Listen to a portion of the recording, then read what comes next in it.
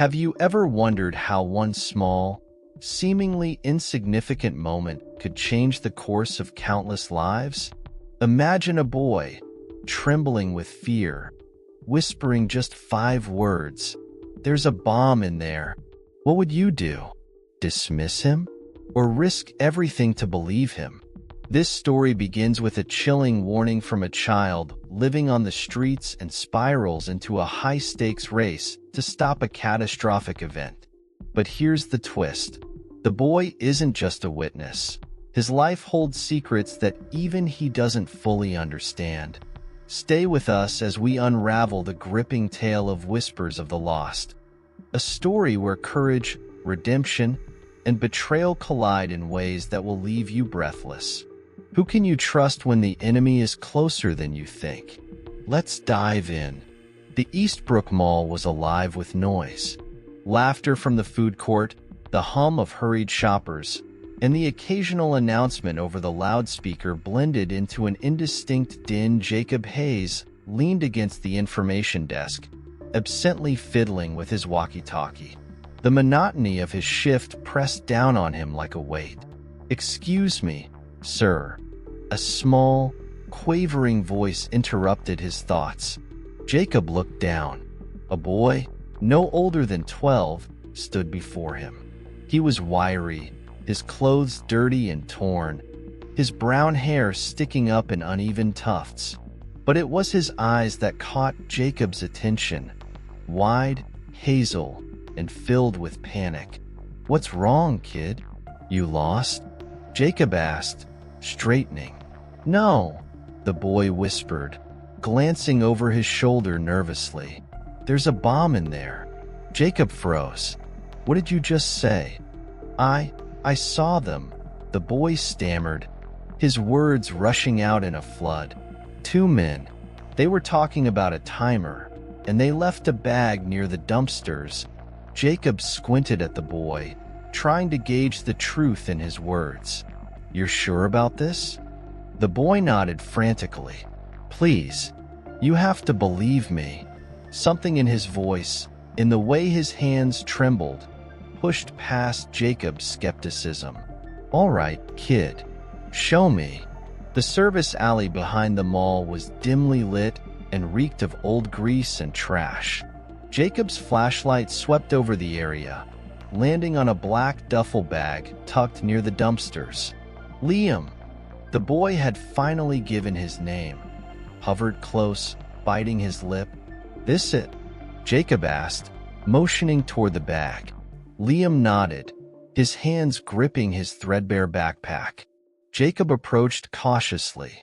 His years in law enforcement had taught him to be careful with the unknown. He crouched beside the bag, unzipped it slightly, and immediately stepped back. Inside were wires and a digital timer, flashing ominously. Jacob grabbed his radio. "This is Hayes. I need backup and an evacuation order. Now."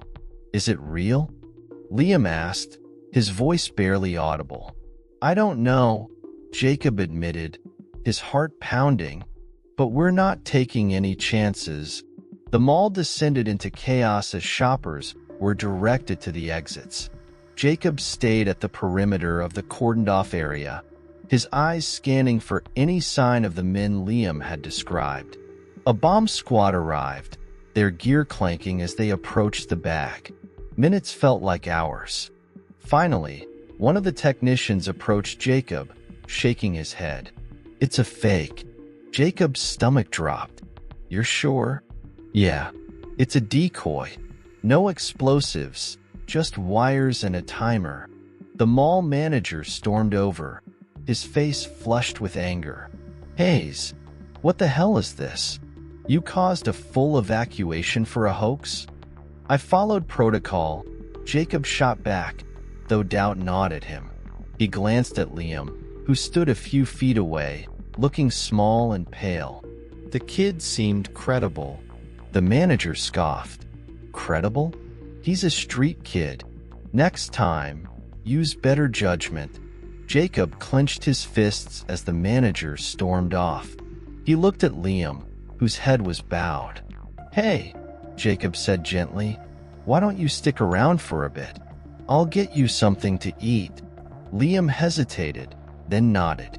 Later, in the quiet of the now empty food court, Jacob slid a tray of food toward Liam. The boy ate ravenously, barely pausing to breathe. Jacob leaned back, watching him. Where are your parents, kid? Liam froze mid-bite. Don't have any, he mumbled. Jacob sighed, running a hand through his graying hair. You've been out here long? Liam shrugged. A while. I'm fine. Doesn't look fine to me, Jacob muttered, more to himself. You said you saw the men leave the back. Anything else you can remember? Details? Liam looked up, his eyes darting nervously. One had a tattoo, a snake with a dagger. The other wore a baseball cap, pulled low. They said something about buying time. Jacob stiffened. The description triggered something deep in his memory, a case from years ago. He pushed the thought aside. You sure about the tattoo? Liam nodded. Jacob exhaled heavily, the weight of the boy's words pressing on his chest. All right, kid. Let me think about what to do next. Miles away, in a dimly lit warehouse, two men stood around a table scattered with blueprints and photographs. The tattooed man, Declan Royce, loomed over his companion, his voice a low growl. You left the fake too close to the dumpsters. Too obvious, he snapped.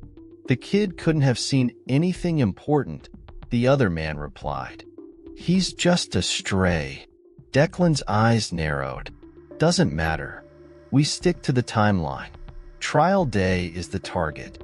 Tell our inside man to be ready. The other man nodded. And the boy? Declan smirked. We'll deal with him if he becomes a problem. The door to Jacob's small apartment creaked open, revealing a modest space with mismatched furniture and the faint smell of old coffee. Liam lingered at the threshold, clutching his tattered backpack like a shield. Come on, kid. It's not the Ritz, but it's safe, Jacob said, gesturing him inside. Liam hesitated before stepping in. His eyes darted around, taking in the worn couch and a small table cluttered with unopened mail. You live here alone? Yeah, Jacob replied, tossing his keys onto the table. Easier that way. Liam sat gingerly on the couch, keeping his backpack on his lap. Why are you helping me? Jacob leaned against the counter, arms crossed. Let's just say I owe someone like you. Besides, you look like you could use a break. Liam looked down, fiddling with the frayed strap of his bag. I don't trust people. They never stick around. Jacob sighed, recognizing the boy's guarded tone. Well, you don't have to trust me, but I'm not going anywhere tonight. Get some sleep. We'll figure things out in the morning. Liam hesitated, then nodded. Thanks. The following morning, Jacob parked near the alley behind the mall. The area was quiet now, the chaos of the evacuation a distant memory. Liam trailed behind him, nervously glancing over his shoulder. What are we looking for? Liam asked. Anything those guys might have left behind, Jacob replied, scanning the ground. Sometimes the smallest clue can break things open. They searched in silence until Jacob spotted something near the dumpsters, a cigarette butt and a piece of duct tape. He crouched to examine them, noting the brand of the cigarette. Marlboro Reds, he muttered. Not exactly rare, but it's something. Liam stood nearby, fidgeting. Is this really going to help? It might, but I need more, Jacob said, straightening. He pointed to a security camera mounted on a nearby building. That camera might have caught them. If I can get the footage, we'll know more. How are you gonna do that? Liam asked. Jacob smirked. I know someone who can help. Miles away, Declan Royce stood in his opulent office, the walls adorned with expensive artwork. His right-hand man shifted uneasily in the chair opposite him. The fake bomb caused a stir. The man said, his voice hesitant, "But there was a kid. He saw us." Declan's sharp gaze cut through him. "A kid? He was with that security guard. They evacuated the mall." Declan leaned back, tapping his fingers on the desk. "We can't have loose ends. The trial's too close, and the inside man is ready. We stick to the plan." "What about the boy?" the man asked. Declan's lips curled into a cold smile. "If he becomes a problem, deal with him." That evening, Jacob and Liam returned to the apartment. Jacob set a steaming cup of soup on the table for Liam, who ate in silence. The tension in the air was palpable. "Why do you care so much about this?" Liam asked, breaking the quiet. Jacob paused, then pulled a worn photo from his wallet. He handed it to Liam, a picture of a smiling woman and a young girl. "That's my wife and daughter. I lost them in a bombing 5 years ago." Liam looked at the photo, his expression softening. "I'm sorry." Jacob shrugged, his voice tinged with bitterness. "I was a cop back then. We had a lead, but I didn't act fast enough. I've been trying to make up for it ever since." Liam hesitated before speaking. "My stepdad, he wasn't a good guy. I ran away, and I've been on my own since." Jacob studied the boy, seeing echoes of his own pain. "You shouldn't have to do this alone." "Neither should you," Liam said quietly. The next day, Jacob sat in Detective Sarah Cooper's office at the precinct. The sharp-eyed detective leaned back in her chair, her arms crossed. "You're lucky I owe you one, Jacob," she said. "You're not exactly in the loop anymore." "I'm not asking for much, Sarah. Just access to the footage from the mall cameras," Jacob replied. Sarah sighed. "Fine. But if this turns out to be nothing, don't expect me to cover for you." Minutes later, they were reviewing grainy footage. Jacob pointed to the screen. "There. That's them." 2 men appeared on the recording, one with a snake and dagger tattoo coiled around his neck. Jacob's stomach churned. "That tattoo. It's Royce's syndicate." Sarah's expression darkened. "You're sure?" "Positive," Jacob said, his voice firm. "This is bigger than we thought." Sarah nodded. "All right, I'll help, but you'd better be right about this." As Jacob left the precinct, Liam waited in the car. "What did you find?"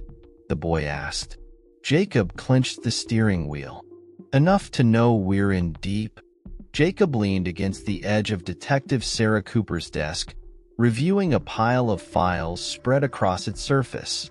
The precinct was alive with the hum of phones and murmured conversations, but all Jacob could focus on was the grim look in Sarah's eyes. "This is everything we have on Declan Royce," Sarah said, tapping a folder labeled Organized Crime Unit. "Drug smuggling, weapons trafficking, money laundering. This guy's got his fingers in every pie. But bomb threats? That's new." Jacob nodded, flipping through the pages. "The tattoo Liam described, it's Royce's syndicate. I've seen it before. They're planning something big, and it's not just about the courthouse." Sarah arched an eyebrow. "You think the courthouse is a diversion?" "I don't know," Jacob admitted. "But the fake bomb at the mall, the chatter about timers. It feels like they're testing us, seeing how we respond." Sarah leaned back in her chair, her sharp green eyes studying him. "If you're right, we don't have much time. But you need to be careful with Liam. He's just a kid." Jacob hesitated, then said firmly, "He's more than that. He's a witness, and he's in danger." Back at Jacob's apartment, Liam sat cross-legged on the floor, a piece of paper spread out before him.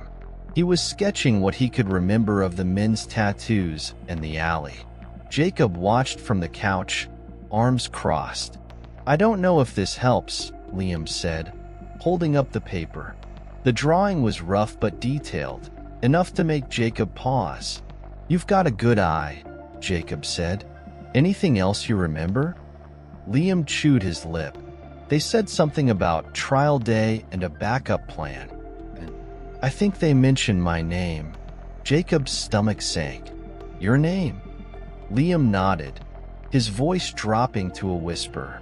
"I don't know why, but they knew about me." Jacob crouched beside him, his expression serious. "Liam, I need to ask you something. Do you know Declan Royce?" Liam froze, his hazel eyes wide. "No. I mean, maybe. I don't know. I used to live in this house, big, with gates. There were always men coming and going. I wasn't allowed to leave." Jacob's chest tightened. "Did anyone ever call you by another name?" Liam hesitated, then shook his head. "No, just Liam." Jacob exchanged a look with himself in the mirror across the room. The pieces were falling into place, but the picture they formed was darker than he'd feared. The courthouse bustled with activity as attorneys, clerks, and officers prepared for the high-profile trial. Declan Royce's name echoed in whispered conversations, his notoriety drawing attention from all corners. In a shadowy maintenance corridor, two men pushed a janitor's cart toward a storage room. Hidden inside the cart was a duffel bag, its contents ominously silent. One man checked his watch. "Timer's set," he muttered. "We've got 2 hours." "Good," the other replied. "Let's get out before anyone notices." They slipped out of the building, leaving the device behind. The courthouse went on, blissfully unaware of the threat lurking within its walls. Jacob paced the precinct's briefing room, the walls lined with maps and photos. Sarah stood at the whiteboard, a marker in hand, as the team reviewed the latest intel. "We've identified one of Royce's men in the courthouse footage," Sarah announced, pointing to a grainy still image. "Ramon Flores, janitor. He's been on our radar for months, but we never had enough to pin him." Jacob stepped forward. "We know the bomb is somewhere inside. Flores had access to maintenance areas, supply closets, boiler rooms. That's where we focus." Sarah nodded. "Agreed.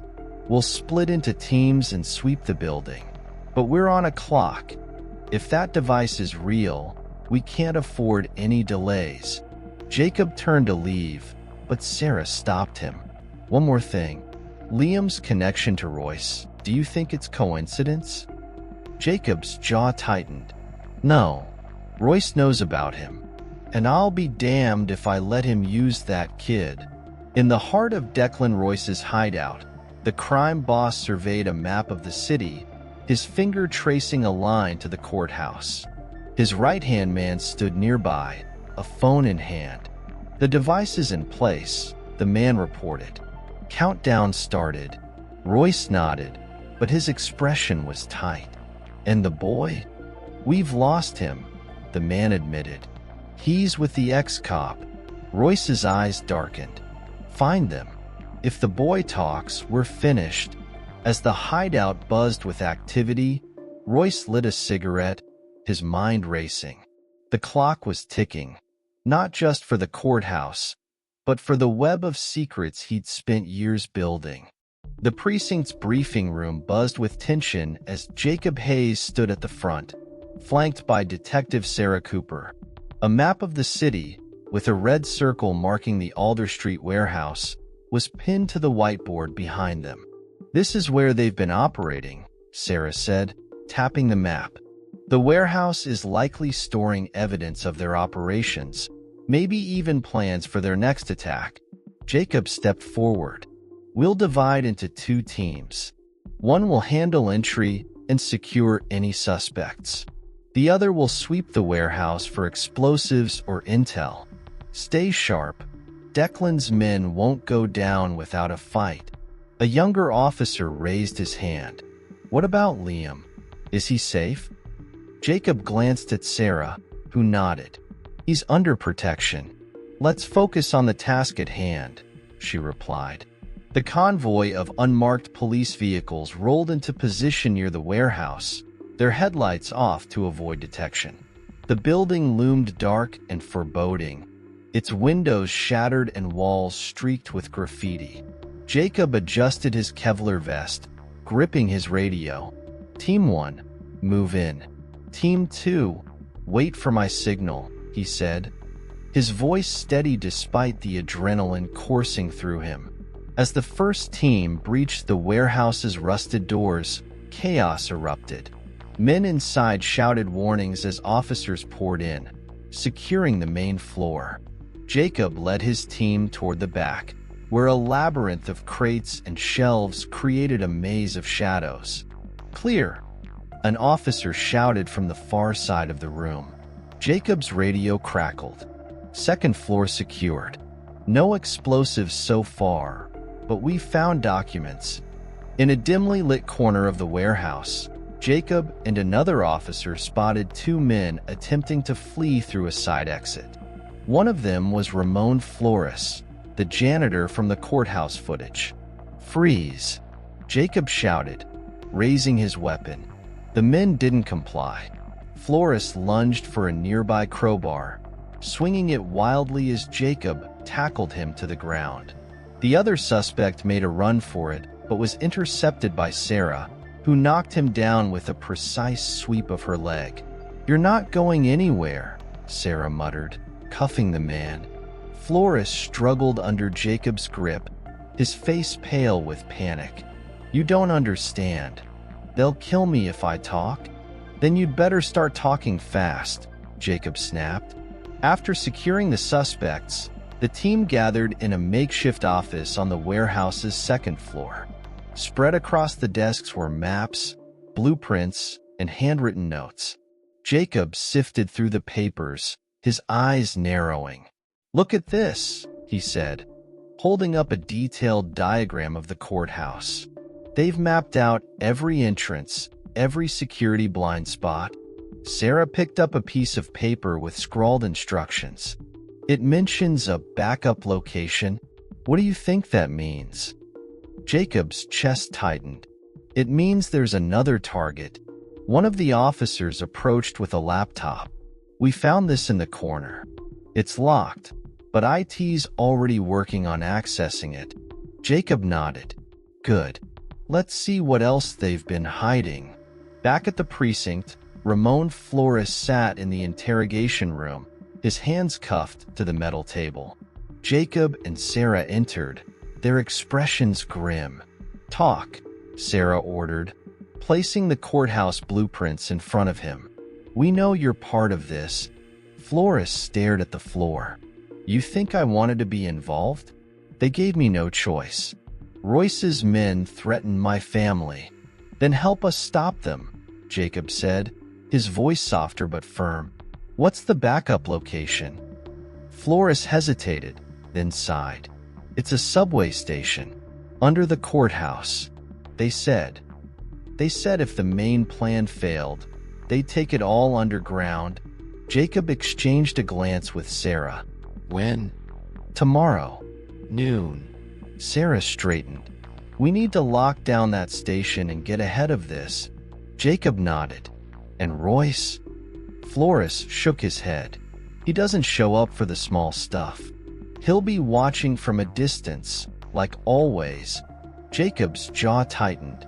"Not this time." The courthouse was a hive of activity, buzzing with the energy of reporters, attorneys, and spectators gathered for Declan Royce's high-profile trial. The air was thick with anticipation, but beneath the surface lay an undercurrent of fear. Jacob and Sarah walked through the security checkpoint, their badges displayed prominently. "Every entrance is covered, and the bomb squad's on standby," Sarah said, her tone clipped. "But we need to move fast." Jacob scanned the crowd, his jaw tight. "Royce's men are already inside. They'll be watching every move." A guard approached, his face pale. "Detective Cooper, "We've just found something suspicious in the maintenance corridor." Sarah nodded, motioning for Jacob to follow. "Let's move." The narrow maintenance corridor smelled of bleach and damp concrete. A janitor gestured nervously toward a storage closet. "I saw wires sticking out of a box," he said, wringing his hands. Jacob and Sarah exchanged a glance before carefully opening the closet door. Inside was a small black box with wires running along the wall and a digital timer blinking ominously. 27 minutes and 34 seconds. "It's real," Jacob muttered, his heart pounding. Sarah grabbed her radio.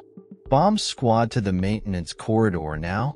As they waited, Jacob's eyes fell on a crumpled piece of paper nearby. Picking it up, he saw a hastily drawn map with a red circle marked sublevel. "There's another one," Jacob said, showing Sarah. "They're targeting the subway." In the holding room upstairs, Liam sat with an officer who had been tasked with keeping him safe. His small hands fidgeted with the strap of his backpack, his eyes darting nervously to the door. "I can help," Liam said suddenly, standing up. The officer shook his head. "Your job is to stay put, kid. Let the professionals handle this." But Liam's resolve hardened. "You don't get it. I know how they think. I know where they'd hide." Before the officer could respond, Liam bolted for the door. He darted through the crowded hallway, his small frame weaving effortlessly between people. He had to find Jacob. The bomb squad worked methodically, their gloved hands moving with precision as the seconds ticked down. Jacob and Sarah watched from a safe distance, tension etched on their faces. "We've got a secondary device in the subway," Jacob said, glancing at his watch. "We're running out of time." The lead technician called out, "Almost there. Just one more wire." A collective breath was held as the timer stopped at 1 minute and 12 seconds. The room exhaled in unison, but Jacob was already on his feet. "We need to get to the subway." The subway station was eerily quiet, the usual hum of trains replaced by an oppressive silence. Jacob and Sarah led a team of officers down the platform, their weapons drawn. Liam appeared behind them, breathless. "Liam?" Jacob's voice was sharp. "What are you doing here?" "I know where they'd put it," Liam said, his voice steady despite the fear in his eyes. "There's an old supply room near the tracks." Jacob hesitated before nodding. "Stay behind me." They reached the supply room, where the second device was hidden. As the bomb squad began their work, footsteps echoed from the shadows. Declan Royce emerged, flanked by 2 armed men. "Well, well," Declan said, his voice dripping with mockery. "Jacob Hayes, always in the wrong place at the right time."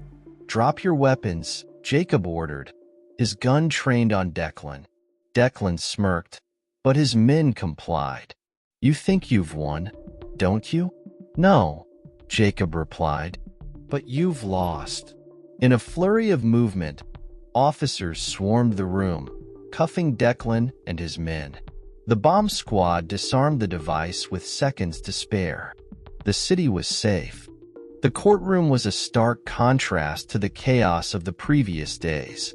The judge's gavel echoed through the room as Declan Royce was escorted in, his usual arrogance tempered by the weight of his handcuffs. The gallery was packed, reporters scribbling in notebooks, spectators whispering behind their hands, and law enforcement officers lining the walls. Jacob sat in the front row, his eyes fixed on Declan. Liam was beside him, a protective arm resting on the boy's shoulder.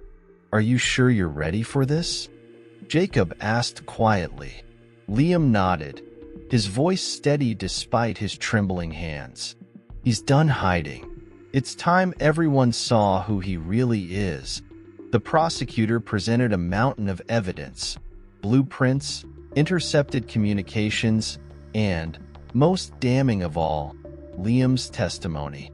The boy spoke with surprising clarity, recounting what he had overheard in the alley and his fragmented memories of life in Declan's orbit. When the prosecutor asked him to identify the man behind it all, Liam pointed at Declan without hesitation.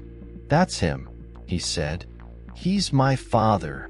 Gasps rippled through the courtroom. Later that afternoon, Jacob and Liam walked out of the courthouse, the sun casting long shadows on the steps. Reporters swarmed, shouting questions, but Jacob shielded Liam, guiding him to a waiting car. Inside, Liam let out a long breath. "It's over, right? For Royce?" "Yeah," Jacob replied, "but it's not the end for us. There's still a lot to figure out." Liam hesitated before asking, "What happens to me now?" Jacob glanced at him. "We'll talk about that. But first, let's get you somewhere safe." That evening, at the precinct, Jacob sat across from a social worker. Liam was nearby, quietly drawing on a piece of scrap paper. The social worker tapped a pen against her notepad. "Mr. Hayes, I understand you've taken a personal interest in Liam's case." Jacob nodded. "He deserves more than what life's thrown at him. I can give him a stable home." The social worker looked skeptical. "It's not that simple. The system—" "I know," Jacob interrupted, "but I'm not giving up on him. He's been through enough." The social worker glanced at Liam, who looked up and smiled faintly. "You're serious about this?" "As serious as I've ever been," Jacob said firmly. Weeks later, Jacob stood outside his old precinct. He'd been reinstated as a detective, his tarnished reputation now a thing of the past.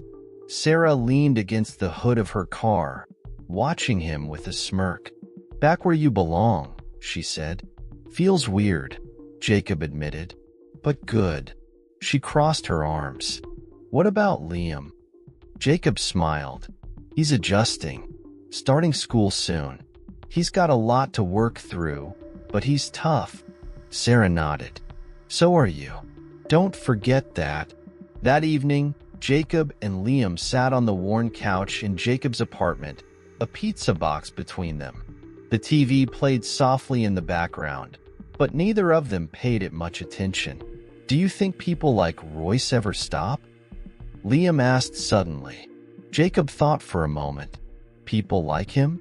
No. But people like us? We keep going. We don't let them win." Liam nodded, a small smile tugging at his lips. "Thanks, Jacob, for everything." Jacob ruffled the boy's hair. "Anytime, kid." The two sat in comfortable silence, the weight of the past lifting just enough to let the future in. "Incredible, isn't it?" A single whispered sentence, "There's a bomb in there," set off a series of events that changed lives forever. Liam's courage to speak up not only exposed a massive criminal syndicate, but also gave Jacob a second chance at redemption. But here's the real question. What would you do if you overheard something suspicious? Would you act, knowing the risks, or remain silent, unsure of the consequences? Stories like these remind us of the power of even the smallest voices to make a monumental difference. What do you think about Liam's bravery and Jacob's redemption? Share your thoughts in the comments below. We'd love to hear your perspective. If you enjoyed this gripping tale and want more stories of courage, resilience, and justice, make sure to hit that subscribe button. Turn on the notifications so you never miss an update. Join us as we dive into more compelling narratives that will keep you on the edge of your seat. Until next time, stay curious and stay brave.